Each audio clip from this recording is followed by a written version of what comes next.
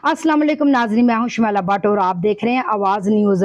हम इस वक्त सूख कलां के एक गांव में मौजूद है जहां पर एक घर बारिश और सैलाब की वजह से ज़ेरे आब आ गया हुआ है और इस घर के लोग इस कदर मुतासरीन हो गए हैं बारिश और पानी से कि इनका घर टूटे फूटे चीज़ों की जो है वो एक कहानी पेश कर रहा है। और यहाँ पर एक औरत है जो बेबसी में डूबी हुई है, रो रो के उसका बुरा हाल हुआ हुआ है। आइए जानते हैं उसी औरत की ज़बानी। जी ये आप देखें, ये इनका घर सैलाब की वजह से टूट गया हुआ है। जी हाला जी,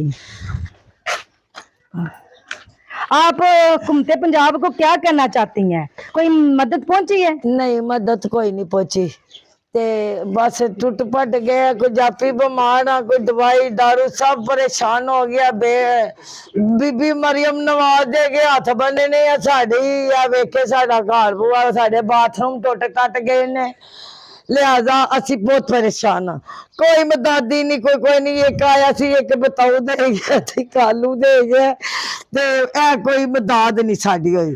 लिहाजा साडे घर बूहे टुट टट गए ने, बैठे हैं आपे भी मरीज बंदा, कोई दवाई दारू नहीं कर रहा साडा।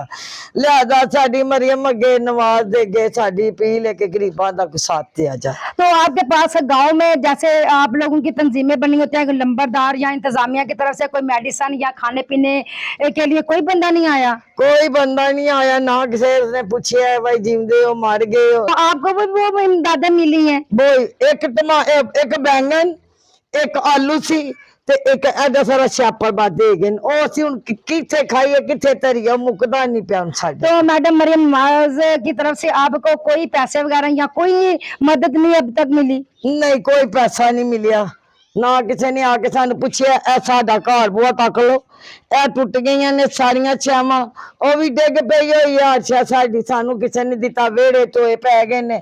लिहाजा साडी गुजारिश है कि साडा कुछ सोचा जाए, वरना असी ते बिल्कुल बर्बाद बैठे हुए। आपका हुकूमत पंजाब से क्या मुतालबा है? मुतालबा यही है कि मैनू घर बना के देना जो डिगा टिठ है, या मैनू सीमेंट देन, रेत देन, करोड़ी बजरी दे देन, चलो मैं घर बना लांगी, और की करना मैं।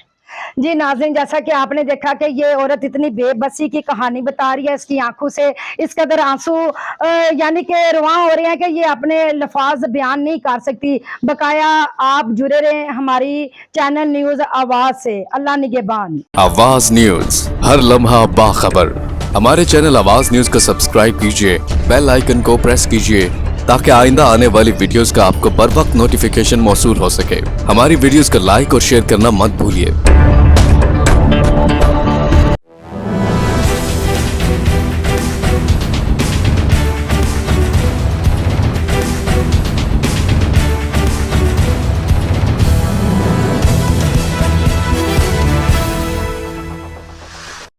अस्सलाम वालेकुम नाज़रीन, मैं हूं शमाला भट्ट और आप देख रहे हैं आवाज़ न्यूज़।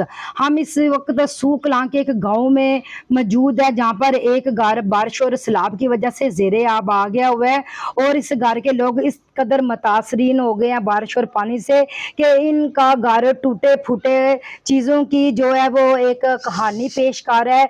और यहाँ पर एक औरत है जो बेबसी में डूबी हुई है, रो रो के उसका बुरा हाल हुआ हुआ है। आइए जानते हैं उसी औरत की ज़बानी। जी ये आप देखें, ये इनका घर सैलाब की वजह से टूट गया हुआ है। जी हाला जी, आप हुकूमत पंजाब को क्या कहना चाहती हैं? कोई मदद पहुंची है? नहीं, मदद कोई नहीं पहुंची ते बस टुट पट गया। कोई जापी बीमार आ, कोई दवाई दारू सब परेशान हो गया। बीबी मरियम नवाज दे के हथ बने ने साड़ी आ वेखे साडा घर बुआ साडे बाथरूम टुट कट गए ने, लिहाजा असी बहुत परेशान हाँ। कोई मदद ही नहीं, कोई नहीं। एक आया सी एक बताऊ दे गया ते कालू दे गया ते कोई मदद नहीं साडी होई।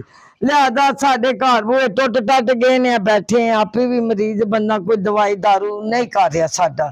लिहाजा साडी मरियम अगे नवाज दे गए साडी अपील है कि गरीबां दा कोई साथ दिया जाए। तो आपके पास गांव में जैसे आप लोगों की तंजीमें बनी होती हैं, लंबरदार या इंतजामिया की तरफ से कोई मेडिसिन या खाने पीने के लिए कोई बंदा नहीं आया? कोई बंदा नहीं आया, ना किसी ने पूछा है भाई जीवदे हो मर गए हो। तो आपको भी वो इमदादें मिली हैं? वो एक बैंगन ਇੱਕ ਆਲੂ ਸੀ ਤੇ ਇੱਕ ਐਡਾ ਸਾਰਾ ਛਾਪਰ ਬਾਦੇ ਗਏ ਨੇ। ਉਹ ਅਸੀਂ ਹੁਣ ਕਿੱਥੇ ਖਾਈਏ ਕਿੱਥੇ ਧਰੀਏ, ਮੁੱਕਦਾ ਨਹੀਂ ਪਿਆ ਹੁਣ ਸਾਡੇ। तो मैडम मरियम नवाज की तरफ से आपको कोई पैसे वगैरह या कोई मदद नहीं अब तक मिली? ਨਹੀਂ ਕੋਈ ਪੈਸਾ ਨਹੀਂ ਮਿਲਿਆ, ਨਾ ਕਿਸੇ ਨੇ ਆ ਕੇ ਸਾਨੂੰ ਪੁੱਛਿਆ ਇਹ ਸਾਡਾ ਘਰ ਬੂਆ ਤੱਕ ਲੋ, ਇਹ ਟੁੱਟ ਗਈਆਂ ਨੇ ਸਾਰੀਆਂ ਛਾਵਾਂ, ਉਹ ਵੀ ਡਿੱਗ ਪਈ ਹੋਈ ਆ ਅੱਛਾ ਸਾਡੀ, ਸਾਨੂੰ ਕਿਸੇ ਨੇ ਦਿੱਤਾ, ਵਿਹੜੇ ਟੋਏ ਪੈ ਗਏ ਨੇ। ਲਿਆਦਾ ਸਾਡੀ ਗੁਜ਼ਾਰਿਸ਼ ਹੈ ਕਿ ਸਾਡਾ कुछ सोचा जाए, वरना असी ते बिल्कुल बर्बाद बैठे हुए हैं। आपका हुकूमत पंजाब से क्या